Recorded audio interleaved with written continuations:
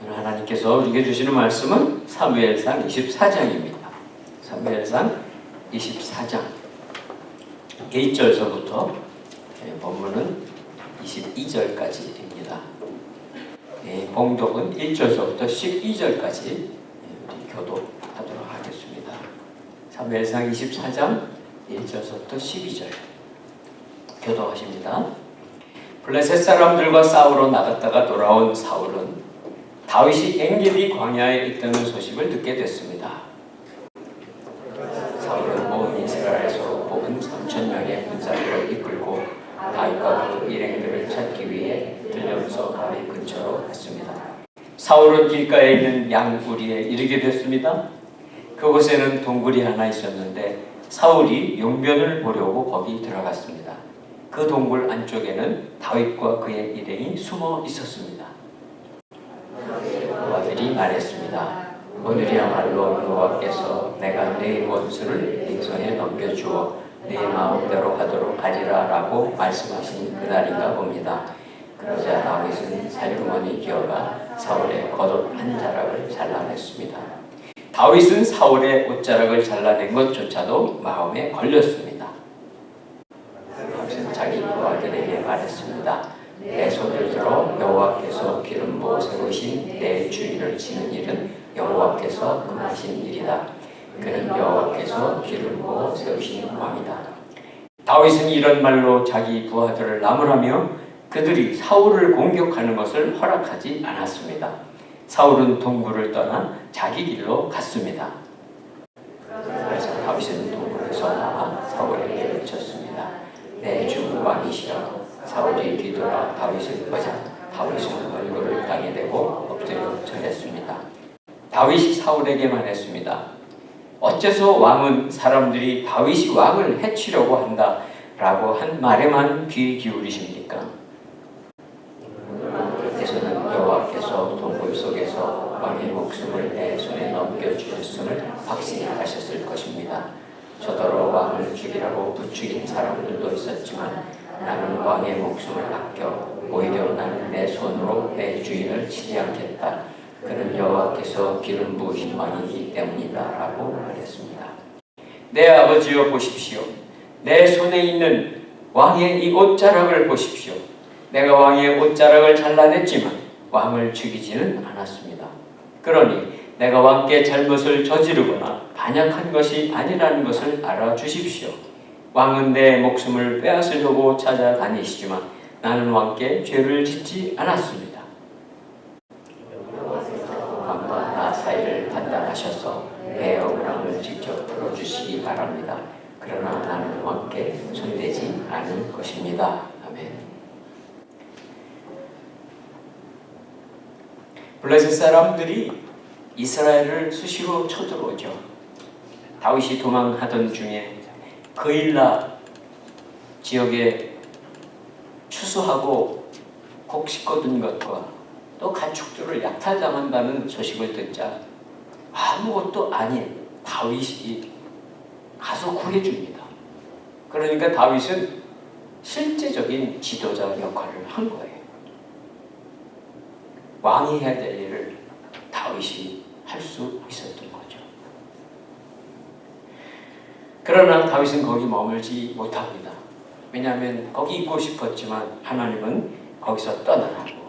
그래서 다시 황무지로 도망을 다닙니다. 사울을 계속 추적합니다. 계속 추적합니다. 그렇게 추적을 할지라도 하나님은 다윗을 잡지 못하게 막으세요.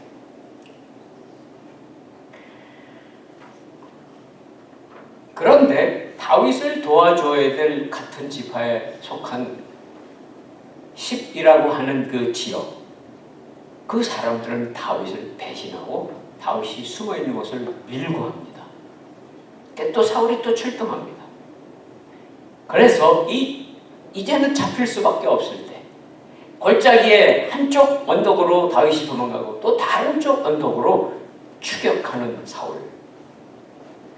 조금만 더 계곡을 가면 꼼짝없이 잡힙니다. 그런데 하나님은 절묘한 방법으로 구출해내시죠. 그것은 바로 이스라엘의 원수인 블레셋이 이스라엘을 쳐들어오게 만드는 거예요. 막 쳐들어오는 거예요. 그 소식을 들은 사울 왕은 더 이상 다윗을 추격하지 못하고 블레셋을 막으러 갑니다. 하나님의 역사죠. 하나님은 어떤 방법을 쓰셔도 다 구할 사람은 구하고 피할 수 있게 다 하신다는 거예요. 그런데 블레셋 사람을 이제 처음 부수고 물리친 다음에 사울이 또 뭐 될까요? 1절 한번 보십시오. 1절 보니까 24장 1절 말씀 보니까 블레셋 사람들을 싸워가지고 다 이제 물리쳤어요. 돌아갔겠죠. 그리고 소식이 들리는데 다윗이 엔게디라고 하는 광야에 있다는 그 첩보를 받습니다. 2절 같이 읽습니다. 2절 말씀 시작. 그러자 사울은 온 이스라엘에서 뽑은 3,000명의 군사들을 이끌고 다윗과 그 일행들을 찾기 위해 들염소 바위 근처로 갔습니다. 이스라엘에서 뽑은 정예 용사들입니다. 군인 중에 군인들을 3,000명을 뽑아가지고 왕과 함께 추격대를 만든 거예요. 그래서 이제 엔게디 지역으로 가는 중간에 들염소 바위에 가서 머물게 되는 거죠. 어디 있을까? 엔게디 지역이라는 것은 알지만 엔게디 지역이 만만한 곳이 아니에요. 어디 있는지 알 수 있겠습니까? 물론 3,000명의 군사가 정예 용사니까 잘 추적을 하면 또 찾아낼 수는 있어요. 실제 그렇게 돼야 맞습니다. 그런데 하나님은 쉽게 찾아지게 하실까요? 그렇지 않습니다. 하나님은요, 이 다윗과 그의 무리들을 아주 세밀하게 인도하고 계세요. 세밀하게. 그래서 어디에 머물러야 될지, 또 어디서 떠나야 될지 이런 것을 다 알려주는 거예요. 다윗이 눈이 좋아서도 아니고 다윗이 전술과 지형에 익숙해서도 아닙니다. 그것은 하나님의 말씀을 잘 듣기 때문에 그래요. 묻고 기도하여 묻고 민감하게 반응하기 때문에 위험한 상황이 닥치기 전에 피하는 그런 거예요. 우리는 어떤 물체를 찾으려면요, 요즘은 레이더가 있어야 돼요. 그렇죠? 비행기가 이렇게 떠서 다른 비행기가 있는지 혹은 미사일이 오는지 미사일을 찾으려면 레이더가 있어야 돼요. 지구과학이 발달해서. 옛날에 그런 건 없었잖아요. 그러니까 사울과 3,000명의 용사들은 눈으로 보고 찾아야 되는데 사실 그 많은 눈으로 찾으면 엔게디 지역을 샅샅이 뒤지고 왜 못 찾겠어요? 그런데 못 찾습니다. 왜냐고요? 그것은 바로 하나님께서는 사람의 눈보다 더 좋은 레이더를 가지고 계세요. 하나님의 레이더는요, 막히지 않습니다. 뭐 이렇게 철판이 있으면 못 뚫고 지나가는 그런 우리 사람이 만든 레이더가 아니에요. 어디든지 적군이 어디 있든지 다 보고 계십니다. 사울과 3,000명이 어디를 다니는지 다 피하게 해주고 계시는 하나님의 레이더가 있으니 어떻게 찾겠어요? 3절 우리 같이 읽습니다. 3절 시작. 사울은 길가에 있는 양구리에 이르게 됐습니다. 그곳에는 동굴이 하나 있었는데 사울이 용병을 보려고 거기 들어갔습니다. 그 동굴 안쪽에는 다윗과 그 일행이 숨어 있었습니다. 큰일 났어요. 엔게디 지역에는요, 동굴이 많이 있습니다. 이 이스라엘의 유다 지역에는 동굴이 원래 많아요. 그 자연적인 동굴도 있고 뭐 사람이 파서 넣은 동굴도 있는데 그 동굴들은 어떻게 쓰이는가 하면 유대 지역은 목축을 하잖아요. 양들이 풀을 뜯는데 가까운 곳에서는 풀을 뜯고 집으로 그날 저녁 때 돌아오면 되지만 풀이 점점 멀어집니다. 그러면 며칠 동안 갔다가 거기서 자고 풀 뜯고 와야 될 때 밤에 양을 어디다 보관하느냐? 동굴에, 넓은 동굴에 그것을 임시 양의 거처를 삼는 거예요. 그런 동굴들이 많이 있었어요. 그래서 그 동굴들이 많은 가운데 하필이면 동굴 중에 한 군데 다윗과 무리들이, 뭐 다는 안 들어가 있었겠지만 다윗의 무리들이 들어가 숨었어요. 그 동굴 안쪽에 숨어 있는데 마침 그 동굴에 사울이 들어왔네요. 기가 막히잖아요. 꼼짝없이 잡혀요. 꼼짝없이. 근데 사울이 그 동굴에 왜 들어왔는가 하면요, 이 우리말 성경의 번역은 이 맞지는 않아요. 왜냐하면 원래 원문의 뜻은 이렇게 돼 있는 거예요. 겉옷으로 발을 가리러 들어왔다고 돼 있어요. 겉옷으로 발을 가리러. 왕이나 사람들이나 뭐 겉옷으로 발을 덮는다, 그 뜻은 두 가지 뜻이 있어요. 하나는 물론 용묘를 보는 것도 있어요.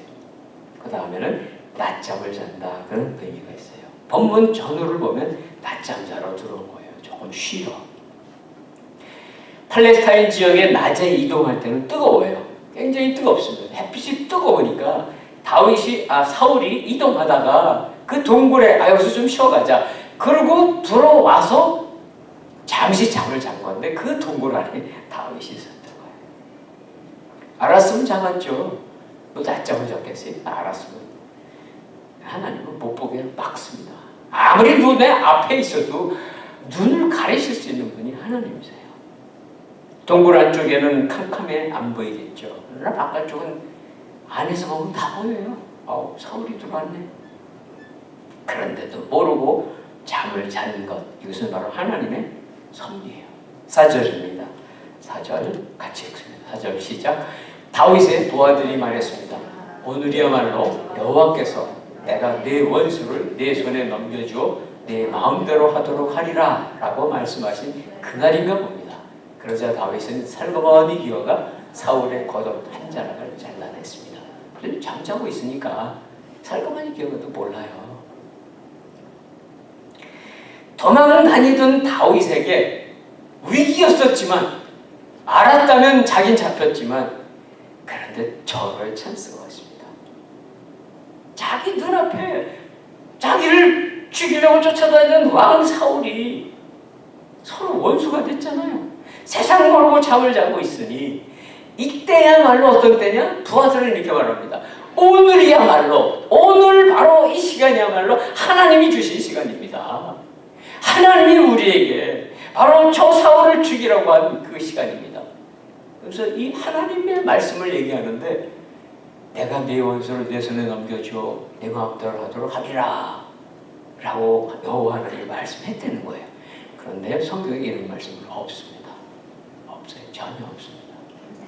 세상 사람들이 여호와 하나님의 말씀이라고 둘러대는 그런 일 많아요. 아니, 우리들도 어떨 때 그래요. 하나님의 말씀이 있다고. 왜? 내가 편한 대로 둘러대는 거예요. 아닙니다. 하나님은 이런 하나님 아니시거든요. 왜 부하들이 그렇게 얘기했을까요? 부하들, 당연하죠. 아니, 벌써 몇 년을 쫓겨다니고 있는데 이런 일이 어떻게 일어날 수가 있어요? 바로 앞에서 잠자고 있는 이 사람, 원수 사울만 죽이면 다윗은 뭐가 되죠? 왕이 됩니다. 왕. 인간적인 생각에서 보면 그렇게 하고 그렇게 하는 게 맞는 것 같아요. 앞뒤가 맞는 것 같아요. 그런데 분명히 하나님의 말씀, 하나님의 마음은 전혀 달라요. 이 일을 왜 일으키셨는가? 이것은 바로 다윗을 테스트하시는 하나님이신 거예요. 절호의 기회죠. 우리가 봤을 때 이거 죽여야 돼. 사울 죽여야 돼. 근데 하나님은 뭘 테스트하고 계실까요? 하나님은 바로 다윗의 중심이 어떤지를 테스트하고 계시는 거예요. 만약 지금 다윗이 사울을 제거하고 자기가 왕이라고 말하면 당시 민심도 다 다윗에게 기울었다고요. 힘도 안 들어요. 왕 되는 게 별로 힘이 안 들어요. 바로 왕이 될 수 있어요. 우리를 찾아오신 하나님이신 예수 그리스도, 그분은 이 땅에 오셔서요, 공생의 생애 사역을 하시기 전에 광야에 가셔서 40일 동안 금식하고 나서 마귀에게 시험을 받죠. 3가지 시험. 그 중에 한 가지 시험이 뭐였는가 하면, 마귀가 예수님을 산 꼭대기로 데려갑니다. 그 산 꼭대기 올라가면 온 세상이 다 보일 거 아니에요.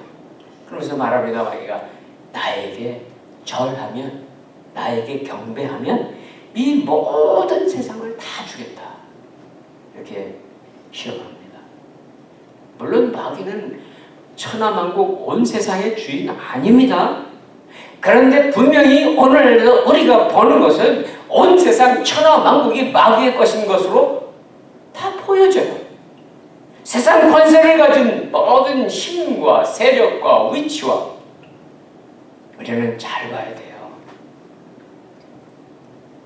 마귀는 절대로 세상의 임금 아닌데 임금 행세하는 존재입니다. 그리고 공중 권세를 잡은 존재입니다. 성경에 그렇게 기록되어 있어요. 분명한 것은 마귀는 흑암의 앞잡이입니다. 어둠의 앞잡이입니다. 그리고 마지막 날에 영원한 구덩이 불구덩이 속에 형벌받고 갇힐 존재에 불과해요. 근데 마귀가 와서 이렇게 얘기하고 사람들을 흘러다 넘어가죠. 예수님은 어떻습니까? 예수님에게 말하는 유혹은 뭔가 하면 십자가 왜 지냐고 거예요. 왜 고통스러운 일을 가냐고 거죠. 왜 그런 힘든 일을 가느냐. 왜 그런 비참한 길을 가느냐. 쉬운 길이 있습니다.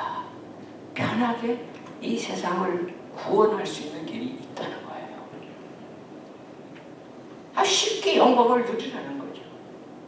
예수님은 그 유혹에 넘어가지 않으셨어요. 그리고 예수님은 바로 우리를 위해 우리의 죄를 대신 지고 고난의 길을 가신 거예요. 그 힘든 길을 가신 거예요. 하나님이신 그분이 죄인이 되시고 천하의 가장 극악한 죄인이 되셔서 십자가에 죽으셨잖아요. 사울을 제거할 수 있는 절호의 찬스 앞에서 부하들은 당연히 요구합니다. 그렇게 해야 된다고. 그러나 다윗은 즉시 물리칩니다. 그리고 다윗은 살그머니 기어가 사울의 겉옷 한 자락만 잘라냅니다. 5절, 6절 같이 읽을까요? 5절, 6절 시작. 다윗은 사울의 옷자락을 잘라낸 것조차도 마음에 걸렸습니다. 다윗은 자기 부하들에게 말했습니다. 내 손을 들어 여호와께서 기름 부어 세우신 내 주인을 치는 일은 여호와께서 금하신 일이다. 그는 여호와께서 기름 부어 세우신 왕이다. 인간적으로 보면 너무 원수입니다. 원수 중에 원수죠. 나를 죽이러 쫓아다니는 사람 여러분에게 만일 있다면 그 사람 내 앞에 지금 살금이 들어와서 꼼짝 못한 상태라면 어떻겠어요? 그런데 사울은 그 옷자를 잘라낸 것조차도 마음이 깨림치겠다는 거예요. 혹시라도 여호와께서 기름 부어 세운 왕이신데 물론 악하기 짝이 없는 인간이지만 그를 뭔가 약간이라도 해를 끼친 것 같아서 마음이 찔렸다는 거죠. 그리고 그 다음 말한 것이 바로 하나님의 마음이에요. 하나님의 마음. 내 손을 들어 여호와께서 기름 부어 세우신 내 주인을 치는 일은 절대로 안 됩니다. 그것은 여호와께서 금하신 일이다. 사람들은요 다 주위에 있는 사람들 말에 흔들립니다. 세상 사람들의 말에 흔들릴 수밖에 없습니다. 그런데 그들이 하는 말이 나에게 너무 유익이 돼. 보니까 맞아, 그렇게 하면 될 것 같아. 그런데 다윗은 그가 가지고 있는 하나님의 마음은 그럴 수가 없었던 거예요. 다윗은 어떤 일을 할 때에 지금 이 상황 속에서도 하나님의 말씀에 비추어서 분별하는 거예요. 나한테 유익이 되냐 안 되느냐 그게 중요하지 않다는 거예요. 이것이 죄가 되느냐 안 되느냐 하는 것을 먼저 분별을 하는 거예요. 우리는 죄에 대해서 너무 무감각할 때가 많아요. 왜냐고요? 아주 많은 사람들이 거짓말도 하고 속이기도 하고 다 그렇게 살아가는데 나만 착한 척하고 그렇게 살 필요가 뭐 있어요? 나만 왜 바보같이 살아야 돼요? 여러분들 자녀들을 키울 때도 그렇지 않으세요? 야, 좀 너 맨날 맞기만 하냐? 좀 두드러 패기도 하고 오지. 안 그럴까요, 우리 마음이? 그것은 우리의 마음일 수 있습니다. 그러나 하나님의 마음이 무엇이냐고요? 부하들이 다윗에게 뭐라고 말하든지 흔들리지 않습니다. 그러나 하나님의 마음을 갖고 있는 거예요. 그리고 부하들도 막습니다. 안 돼. 안 된다고. 죽이면 안 돼. 그러면 도대체 다윗은 어떻게 되는 거예요? 사울을 살려둔다는 것은 다윗에게 어떤 뜻이 있습니까? 고난의 길을 계속 가는 거죠. 고난이 오늘로서 끝날 수 있었는데 아직도 몇 년을 더 가야 될지 몰라요. 왕이 되려면 한참 더 멀었다는 뜻이에요. 모든 백성들이 다윗을 지금 당장이라도 왕을 삼고 싶어 해도 다윗은요, 내 힘으로, 내 유익이 되는 것으로, 내 힘으로 일을 도모하지 않겠다는 거예요.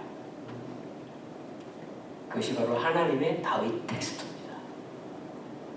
자신의 욕심을 절제하고 하나님만 의지하며 고난조차 감당할 수 있는지, 정말 하나님의 의로운 도구가 될 수 있는지를 테스트하시는 하나님이세요. 다윗은 중심을 하나님이 보시며 하나님의 시험에 합격합니다. 합격해요. 그래서 사울이 잠을 이제 어느 정도 잤겠죠. 낮잠을 30분을 잤던 1시간을 자고서 그래서 일어나서 털고서 나갑니다. 먼저 나가요. 그것이 이제 7절에 나와요. 그래서 어느 정도 갔을 때에 어느 정도 가야죠. 어느 정도 갔을 때 뒤를 따라 나가면서 다윗이 자신을 변호하기 시작합니다. 8절, 9절 읽습니다. 8절, 9절 시작. 그러자 다윗은 동굴에서 나와 사울에게 외쳤습니다. 내 주 왕이시여. 사울이 뒤돌아 다윗을 보자 다윗은 얼굴을 땅에 대고 엎드려 절했습니다. 다윗이 사울에게 말했습니다. 어째서 왕은 사람들이 다윗이 왕을 해치려고 한다라고 한 말에만 귀 기울이십니까? 아니 자기를 찾아서 8절 보세요. 자기를 찾아서 죽이려고 하는 사울이 무슨 왕이에요, 왕. 악당이죠, 악당. 그런데 뭐라고 말합니까? 내 주 왕이시여. 표현할 수 있는 가장 공경의 표현을 합니다. 그리고 어떻게 사울이 뒤돌아보자 멀리 이제 간 거예요. 어느 정도 뒤돌아보자 다윗은 사울을 향해 얼굴을 땅에 대고 신하가 왕에 대한 예의를 갖춥니다. 이 호칭, 내 주 왕이시여 하는 호칭은 지금은 비록 쫓겨다녀도 나는 왕에게 순종하고 복종하는 신하입니다. 조금 사울의 마음이 무거워졌을 거예요. 그러고 나서 자신의 입장을 변호합니다. 뭐라고 말합니까? 그것은 바로 왕이시여 내 눈앞에서 왕이 완전히 무방비 상태로 자고 있었습니다. 다른 사람들은 왕을 죽이라고 그랬습니다. 그러나 저는 왕을 아낍니다. 존경합니다. 특별히 여호와께서 기름 부어 세우신 왕이시기 때문에 죽이면 죄가 되는 것을 압니다. 전혀 해치지 않았습니다. 사울이 부인할 수 없는 사실은 뭐예요? 부인할 수 없는 사실은 바로 조금 전에 일어나는 상황이에요. 무방비 상태에서 다윗의 손에 걸려들어 죽을 뻔하다 살아난 거죠.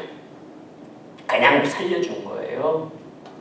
그럼 도대체 이 다윗은 무슨, 물론 말씀 다 드렸지만 도대체 다윗의 믿음의 그 이유가 뭐냐고요. 다윗의 믿음의 이유. 그렇게 고난이 뻔히 닥쳐올 걸도 알고 이 절호의 기회도 그냥 내버리고 포기하는 이유가 뭘까요? 몇 가지 이유가 있지만 다윗의 믿음이에요. 그것은 바로 다른 믿음이 아니라 하나님과 동행하는 믿음이에요. 하나님이 함께 계시기 때문에 하나님과 함께 계시기 때문에 어떤 상황이 오든 상관없다. 내 힘으로 무엇을 하는 건 그건 아무 필요 없다. 사랑하는 성도 여러분, 우리들도 때로 세상에 살아가다 보면 다 내 힘으로 하지 않습니까? 내 힘으로, 내 실력으로 일하고, 여러분들 직장에 가서도 내 힘으로 일하고, 학교에 가서도 내 힘으로 공부하고 다 그러지 않습니까? 너무나 내 힘으로 한다고 그런 마음 갖지 마세요. 물론 하나님 때로 우리에게 좋은 머리를 주시기도 해요. 좋은 IQ도 주시고 좋은 그런 일하는 능력도 주십니다. 그렇다고 그것만 갖고 하시면 안 돼요. 그것만 갖고 하시면 결국은 몰리죠. 어려운 일 앞에 닥치게 됩니다. 아예 처음부터 저는 힘이 없습니다. 제가 가지고 있는 능력은 요거밖에 없습니다. 하나님 도와주세요. 그리고 하셔서 일을 해내면 하나님이 도와주시는 거지만 내가 마음대로 하고 내 힘껏 해서 일이 잘 돼 하나님하고 상관없습니다. 교만해집니다. 하나님은요 살아 계십니다. 하나님 살아 계세요. 우리 눈엔 현실만 보이고 지금만 보이죠. 그러나 하나님 다윗 같은 그런 믿음을 주십시오. 다윗은 하나님이 동행하시는 그 믿음으로 살았는데 저도 그렇게 살게 해주십시오. 11절 같이 읽을까요? 조금 기네요. 11절 시작. 내 아버지여 보십시오. 내 손에 있는 왕의 이 옷자락을 보십시오. 내가 왕의 옷자락을 잘라냈지만 왕을 죽이지는 않았습니다. 그러니 내가 왕께 잘못을 저지르거나 반역하는 것이 아니라는 것을 알아주십시오. 왕은 내 목숨을 빼앗으려고 찾아다니시지만 나는 왕께 죄를 짓지 않았습니다. 여기서 뭐라고 불러요? 내 아버지요. 아까는 내 주왕이시오. 근데 지금 내 아버지요. 맞습니다. 장인이니까. 장인이 장인. 큰 장인. 아버지잖아요. 아버지라고 부르는 것은 사울에 대한 존경과 사랑의 표시입니다. 그가 손에 들고 있는 건 뭔지 아세요? 잘라낸 사울의 옷자락의 옷자락. 이거 보십시오. 이거 보십시오. 하나님의 백성들, 우리들에게도 원수 갚을 기회 옵니다. 그렇죠? 억울한 거 갚을 기회 옵니다. 그런데 하나님의 백성에겐 하나님이 말씀하세요. 로마서 12장에 보면 이렇게 말씀하세요. 원수 갚는 것이 내게 있다. 하나님께 있다. 주님께 있다. 내가 갚아주겠다. 말씀하십니다.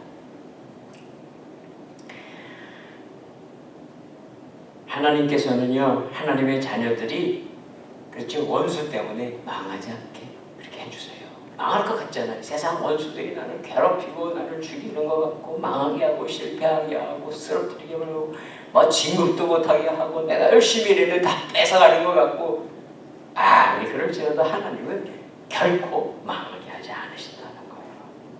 그리고 그들이 나에게 했던 모든 악한 행위 다 하나님이 보복하세요. 복수하세요. 자 보세요. 다윗은 자기 손에 피를 묻히면 어떻게 돼요? 나중에 왕이 됐다 하더라도 사울을 죽이고 왕이 됐다면 역사는 어떻게 이뤄갈까요? 손에 피를 묻힌 왕 다윗이 될 수가 없습니다. 다윗은 인간적인 면에서 보면 원한이 클 수밖에 없지만 그것조차도 하나님 안에서 본 거예요. 하나님 안에서. 다윗은 그래서 고난의 길을 계속 가는 거죠. 다윗이 붙잡은 것은 하나님의 약속하셨잖아요. 기름 부어 세웠잖아요. 왕으로 세워줬으면 내일은 아닐지 몰라요. 1년 뒤 아닐지 몰라요. 아니 그렇게 해서 시간이 얼마나 많은 시간이 흘러가는지 몰라요. 그래도 하나님의 약속 붙잡고 있었다고요. 그리고 내가 내 힘으로 하는 방법 아닙니다. 하나님의 방법으로 하나님의 때에 이스라엘의 왕으로 삼아주실 것을 믿고 있었어요. 끝까지 그래요. 끝까지. 사랑하는 성도 여러분, 우리는 원하는 방법이 있습니다. 원하는 시간도 있습니다. 내가 그 시간까지 무슨 일이 이루어지려고 안간힘을 씁니다. 물론 될 수도 있겠죠. 안 될 수도 있습니다. 믿음을 가지세요. 굳게 기다리세요. 버티세요. 그러면 하나님의 방법으로 하나님의 가장 적절한 시간에 역사해 주십니다. 그것이 우리에게 주신 하나님의 메시지예요. 자, 이런 이야기와 이런 것을 본 사울이 어떻게 됐을까요? 기가 막힌 상황이 또 발생합니다. 16절, 17절 같이 읽습니다. 16절, 17절 시작. 다윗이 이 말을 마치자 사울이 내 아들 다윗아 내 목소리가 아니냐라고 말하며 큰 소리로 울었습니다.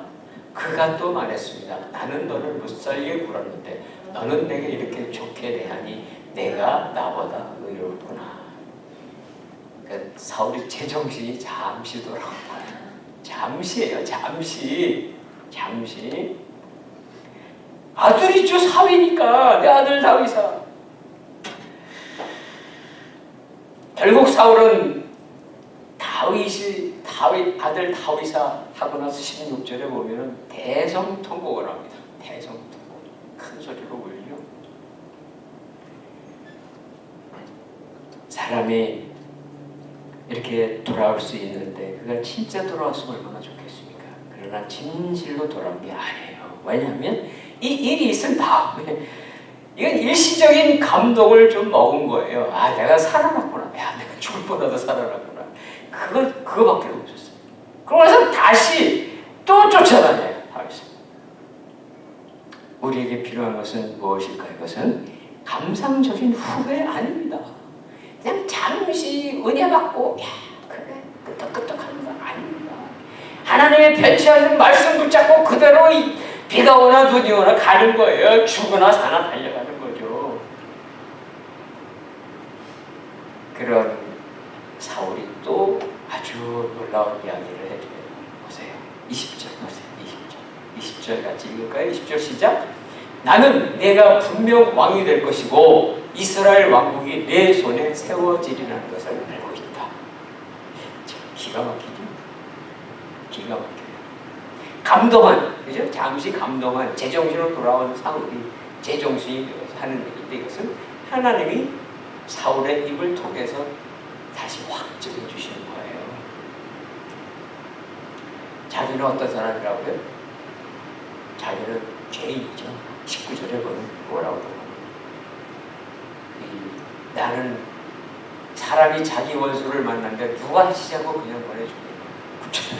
다윗의 가오를 모르죠. 오늘 내가 내게 한 일로 여호와께서 내게 상 주시기 바란다. 그러면 20절 얘기를 하는 건데 왕이 될 거다. 왕이 될 뿐만 아니라 이스라엘이라는 나라, 왕국이 다윗에 의해서 강성한 나라가 될 것이라는 거예요. 세워진다 그 뜻이 그냥 세워지는 게 아니라 강성한 나라가 될 것이라는 것을 알게 됩니다. 이것은 사울의 입을 통해서 하나님이 확증해 주시는 거예요. 확증. 오늘 24장이지만 지난번 말씀은 23장에는 사울의 아들 요나단이 와서 확증해 주고 갔죠. 쫓겨다니고. 사랑하는 성도 여러분, 하나님은 우리를 부르십니다. 믿음으로도 부르십니다. 성도로 자녀로도 부르십니다. 때로 우리를 하나님의 사역자로도 부르십니다. 교회 리더십으로도 부르십니다. 그 부르심의 길은 당신 능력 있어, 아주 잘할 수 있어, 계속 좋은 평탄한 길에서 칭찬만 해주시는 그거 없습니다. 하나님의 나라의 백성이 돼서 살아간다는 것은 편안하게 좋은 일만 생기는 그런 건 절대 아닙니다. 성경 읽어보세요. 성경 읽어보세요. 그런 말씀 없습니다.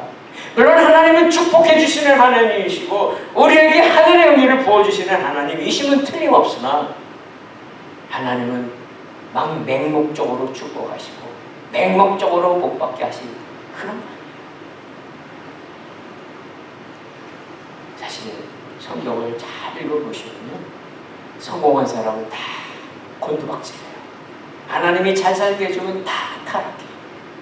아니 이 세상에도 여러분 주위를 보세요.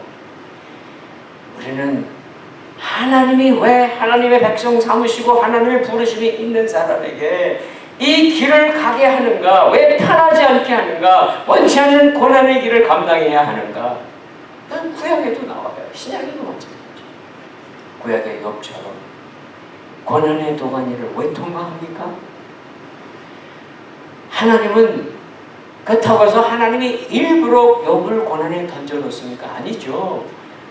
사탄이 와서 하나님한테 그 욥 보세요. 욥 하나님이 너무 그를 축복해 주니까 하나님께 잘하는 거지. 만약 하나님이 욥의 재산을 치거나 그 복을 거둬들이면 하나님을 저주할 겁니다. 이렇게 하나님께 얘기하고 그래 그럼 너 해봐. 맞아요. 이 고난은 사실은 사탄의 공격입니다. 사탄이 우리를 그렇게 끌고 가는데 하나님은 그 일을 아시면서도 가만히 계시는 거예요. 허락하시는 거예요. 어떻게 통과하나 보시는 거예요. 욥은 고난을 통과하고 그가 고백합니다. 그의 믿음이 정금처럼 될 것을 고백합니다. 하나님은요, 위기 속에서 우리들을 신실하게 만들어주십니다. 믿음을 특별히 성숙하게 해주십니다. 하나님이 사랑하셔서 그래요. 우리를 사랑하시기 때문에 그런 일도 하셔야 돼요. 믿음은요, 신앙생활은 하나님이 우리를 온실 속의 화초처럼 잘 보호하시려고 하시는 게 아닙니다. 오히려 믿음은 우리를 이 바깥에 비가 오고 바람이 부는 이 노천에 살아 생명을 이루갈 수 있도록 그렇게 키우시는 거예요. 다윗이 당하는 고난, 그 고난은 바로 그의 후손으로 오실 예수 그리스도가 모든 인류를 위해서 십자가에서 당하시는 고난의 그림자예요. 그리고 주님은 말씀하셨잖아요. 나를 따라오고 싶니? 너의 십자가를 지고 나를 따라와. 우리는 그리스도 예수를 따르는 사람들입니다. 우리는 때로 당하는 어려운 일을 통해서 하나님 영광 받으세요. 우리가 잘하고 성공하는 것도 영광 받으시겠지만 더 놀라운 영광을 받으실 그 하나님을 바라보시고 어려운 일이 있으셔도 하나님의 때를 기다리는 귀한 성도들 되시기를 주님의 이름으로 축원합니다. 기도하겠습니다. 하나님 아버지, 우리의 눈은 바로 앞에 것밖에 보지 못합니다. 오늘이라고 하는 시간, 오늘 뭔가를 해결하지 아니하면 내일은 불안하기도 하고 염려하기도 하고 또 더 큰 문제가 생기니까 걱정해요. 그렇지만 하나님 약속하신 대로 하나님의 자녀들과 동행하심을 믿습니다. 다윗의 고난 가운데 동행하셨고 다윗을 정말 하나님의 왕으로 손에 피 묻히지 않는 왕으로 그렇게 만들어 주신 것 같이 오늘도 우리들을 하나님의 의로운 도구로 하나님의 의로운 자녀로 삼아주시면 감사드립니다. 또한 이 세상을 넉넉히 이기게 하여 주시옵소서. 예수 그리스도의 이름으로 기도드립니다. 아멘.